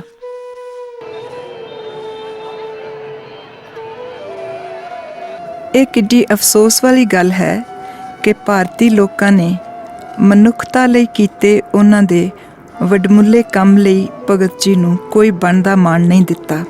ਉਹਨਾਂ ਦੇ ਅਕਾਲ ਚਲਾਣੇ ਤੇ ਕਿਸੇ ਅਖਬਾਰ ਨੇ ਉਹਨਾਂ ਦੀ ਜੀਵਨੀ ਪ੍ਰਕਾਸ਼ਿਤ ਨਾ ਕੀਤੀ। ਉਹ ਅੱਜ ਦੇ ਯੁੱਗ ਦਾ ਇੱਕ ਅਣਪਛਾਤਾ ਪਰ ਮਹਾਨ ਨਾਇਕ ਸੀ ਤੇ ਅੱਜ ਵੀ ਹੈ। ਦੁਨੀਆ ਭਰ ਵਿੱਚ 50 ਕਰੋੜ ਤੋਂ ਵੱਧ ਲੋਕ ਦਿਮਾਗੀ ਤੇ ਜਿਸਮਾਨੀ ਵਿਗਾੜਾਂ ਕਰਕੇ ਵਿਕਲਾਂਗ ਹਨ। ਇਹਨਾਂ ਵਿਗਾੜਾਂ ਕਾਰਨ ਉਹਨਾਂ ਨੂੰ ਸਮਾਜ ਵਿੱਚ ਕਈ ਔਕੜਾਂ ਪੇਸ਼ ਆਉਂਦੀਆਂ ਹਨ, ਜਿਸ ਕਰਕੇ ਉਹ ਸਮਾਜੀ ਕਾਰਜਾਂ ਵਿੱਚ ਆਪਣਾ ਹਿੱਸਾ ਨਹੀਂ ਪਾ ਸਕਦੇ। ਭਗਤ ਜੀ ਨੂੰ ਇਹਨਾਂ ਔਕੜਾਂ ਦਾ ਗਿਆਨ ਸੀ, ਇਸ ਕਰਕੇ ਉਹਨਾਂ ਵੱਖਰੀ ਤਰ੍ਹਾਂ ਦੀ ਸੰਸਥਾ ਬਣਾਈ। ਉਹ ਜਾਣਦੇ ਸਨ ਕਿ ਲੋੜ ਇਸ ਗੱਲ ਦੀ ਹੈ ਕਿ ਸਮੁੱਚੇ ਵਿਅਕਤੀ ਦਾ ਇਲਾਜ ਕੀਤਾ ਜਾਏ, ਨਾ ਕਿ ਕੇਵਲ ਇੱਕ ਹੀ ਬਿਮਾਰੀ ਦੀਆਂ ਅਲਾਮਤਾਂ ਦਾ। ਖੁਸ਼ਵੰਤ ਸਿੰਘ ਇੱਕੋ ਇੱਕ ਕੌਮੀ ਪੱਧਰ ਦੇ ਪੱਤਰਕਾਰ ਸਨ, ਜਿਸ ਨੇ ਆਪਣੇ column with malice towards one and all ਵਿੱਚ ਭਗਤ ਜੀ ਦੀ ਘਾਲਣਾ ਨੂੰ ਨਾ ਸਿਰਫ ਪਛਾਣਿਆ ਬਲਕਿ ਉਸ ਦੀ ਮਹਾਨਤਾ ਬਾਰੇ ਵੀ ਦੱਸਿਆ। ਉਹਨਾਂ ਆਪਣੀ ਸ਼ਰਧਾਂਜਲੀ ਇਉਂ ਦਿੱਤੀ: ਜਿੱਥੋਂ ਤੱਕ ਉਹਨਾਂ ਦੇ ਵਿਰਸੇ ਦਾ ਸੰਬੰਧ ਹੈ, ਉਹਨੂੰ ਪਿੰਗਲਵਾੜਾ ਰੂਪਮਾਨ ਕਰਦਾ ਹੈ। ਇਹ ਰੱਬ ਦਾ ਅਜਿਹਾ ਮੰਦਰ ਹੈ ਜਿੱਥੇ ਨਾ ਕੋਈ ਮੂਰਤੀ ਸਥਾਪਿਤ ਹੈ, ਨਾ ਹੀ ਕੋਈ ਰੱਬੀ ਧਾਰਮਿਕ ਚਿੰਨ੍ਹ। ਪਿੰਗਲਵਾੜੇ ਵਿੱਚ ਰੱਬ ਕੋਈ ਬਿੰਬ ਹੈ ਤਾਂ ਇਹੀ ਇੱਥੇ ਸਰੀਰਕ ਤੌਰ ਤੇ ਬੇਬਸ ਲੋਕਾਂ ਦੀ ਦੇਖਭਾਲ ਕੀਤੀ ਜਾਂਦੀ ਹੈ, ਭਾਵੇਂ ਇਹ ਲੋਕ ਨਿਰਬਲਤਾ ਦਾ ਸ਼ਿਕਾਰ ਹੋਣ ਜਾਂ ਬੁਢਾਪੇ ਦਾ ਜਾਂ ਕਿਸੇ ਹੋਰ ਰੋਗ ਦਾ। ਆਪਣੀਆਂ ਵਿਦਿਅਕ ਸਰਗਰਮੀਆਂ ਦੇ ਪੱਖੋਂ ਇਹ ਇੱਕ ਅਜਿਹੀ ਸਮਾਜੀ ਲੈਬੋਰੇਟਰੀ ਹੈ ਜਿੱਥੇ ਸਮਾਜੀ ਸਮੱਸਿਆਵਾਂ ਦੇ ਹੱਲ ਲੱਭੇ ਜਾਂਦੇ ਹਨ ਤੇ ਉਹਨਾਂ ਨੂੰ ਬੜੇ ਅਸਰ ਭਰੇ ਤੇ ਮੌਲਿਕ ਢੰਗ ਨਾਲ ਪ੍ਰਸਾਰਿਤ ਵੀ ਕੀਤਾ ਜਾਂਦਾ ਹੈ।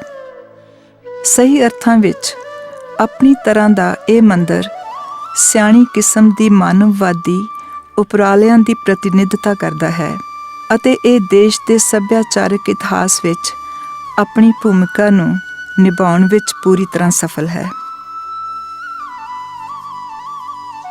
ਰਾਹਾਂ ਵਿੱਚੋਂ ਰੋੜੇ ਪੱਥਰ ਚੁਗਣਾ ਨੇਕ ਕੰਮ ਦਾ ਪ੍ਰਤੀਕ ਹੈ। ਅੰਤ ਨੂੰ ਭਗਤ ਜੀ ਆਪ ਵੀ ਅਜਿਹੇ ਮਨੁੱਖੀ ਰੋੜਿਆਂ ਨੂੰ 7 ਦਹਾਕਿਆਂ ਤੱਕ ਚੁਗਦੇ ਰਹੇ, ਜਿਨ੍ਹਾਂ ਨੂੰ ਬੇਰਹਿਮ ਹੋਣੀ ਜਾਂ ਬੇਦਰਦ ਸਮਾਜ ਨੇ ਰਾਹਾਂ ਵਿੱਚ ਵਗਾ ਸੁੱਟਿਆ। ਰੱਬ ਉਹਨਾਂ ਦੀ ਮਦਦ ਕਰਦਾ ਹੈ ਜੋ ਆਪਣੀ ਮਦਦ ਆਪ ਕਰਦੇ ਨੇ, ਪਰ ਕੁਝ ਉਹ ਵੀ ਹੁੰਦੇ ਨੇ ਜਿਹੜੇ ਆਪਣੀ ਮਦਦ ਆਪ ਨਹੀਂ ਕਰ ਸਕਦੇ। ਭਗਤ ਪੂਰਨ ਸਿੰਘ ਨੇ ਅਜਿਹੇ ਲੋਕਾਂ ਦੀ ਮਦਦ ਕਰਨ ਦਾ ਪ੍ਰਣ ਕੀਤਾ ਸੀ। ਭਗਤ ਜੀ ਦੇ ਮਿਸ਼ਨ ਦਾ ਪ੍ਰਗਟਾਵਾ ਗੁਰਬਾਣੀ ਦੀ ਇਹ ਪੰਕਤੀ ਕਰਦੀ ਹੈ। ਸੋਰਠ ਮਹੱਲਾ 5ਵਾਂ। ਗਰੀਬੀ ਗਦਾ ਹਮਾਰੀ, ਖੰਨਾ ਸਗਲ ਰੇਨ ਛਾਰੀ, ਇਸ ਆਗੇ ਕੋ ਨਾ ਟਿਕੇ ਵਿਕਾਰੀ, ਗੁਰਪੂਰੇ ਇਹ ਗੱਲ ਸਾਰੀ। ਭਗਤ ਜੀ ਆਪ ਨੇ ਮੇਰੇ ਵਰਗੇ ਲੋਕਾਂ ਲਈ ਮਹੱਤਵਪੂਰਨ ਕੰਮ ਕੀਤੇ ਨੇ, ਪਰ ਕੀ ਸਾਡੀਆਂ ਸਰਕਾਰਾਂ, ਧਾਰਮਿਕ ਅਦਾਰੇ ਤੇ ਆਮ ਜਨਤਾ ਆਪ ਜੀ ਦੇ ਜੀਵਨ ਤੋਂ ਕੋਈ ਸੇਧ ਲੈ ਕੇ ਸਾਡੇ ਜਿਹੇ ਲੋਕਾਂ ਲਈ ਕੁਝ ਕਰਨਗੇ? ਭਗਤ ਜੀ, ਆਪ ਜੀ ਹਮੇਸ਼ਾ ਸਾਡੇ ਦਿਲਾਂ ਵਿੱਚ ਰਹੋਗੇ, ਮੇਰੇ ਦਿਲ ਵਿੱਚ ਰਹੋਗੇ। ਮੈਂ ਤੁਹਾਨੂੰ ਬਹੁਤ ਪਿਆਰ ਕਰਦਾ ਹਾਂ।